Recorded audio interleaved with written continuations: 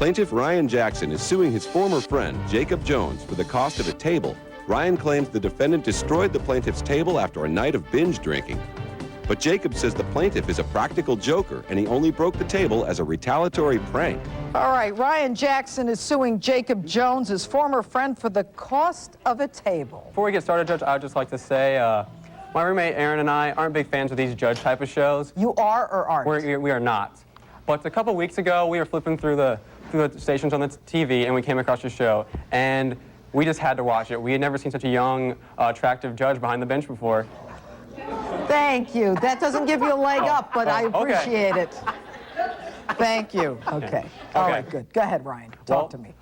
Jacob and I have been friends since middle school. How old are you guys? 20. Go ahead. So we've been friends since middle school, 6th grade actually. And we did all the normal guy stuff, hung out, play video games. This past July, my roommate Aaron and I decided to move in to an apartment and we needed a kitchen table to eat off of. So basically, we were looking around and Josh, who is Jacob's witness, offered to sell us a table for $300.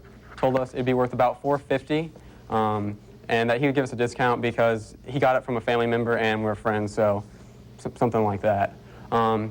Then we actually got the table the day we moved in, and we looked at it, and it was a nice table. It was just decorated with flowers, and that doesn't really fit with 3 guys living in an apartment together.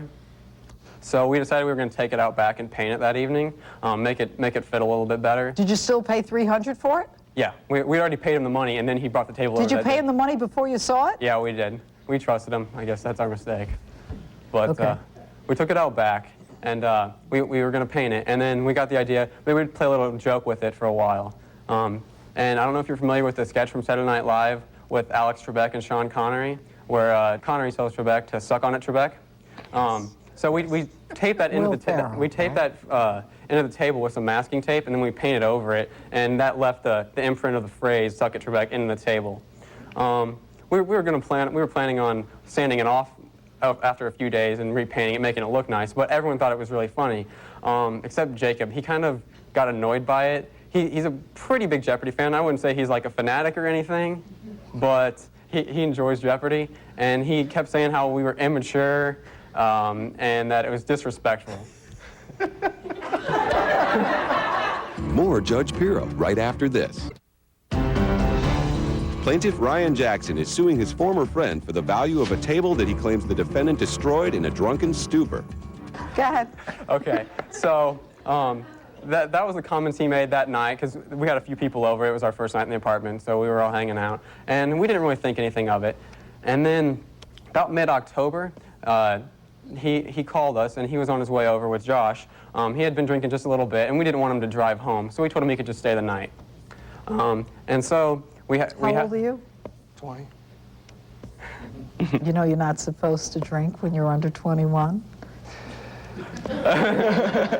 Yes, I do. Did you drink at an establishment? No. We always just get together and have a couple with the friends and everything. Where'd you get the alcohol? Their roommate's 21.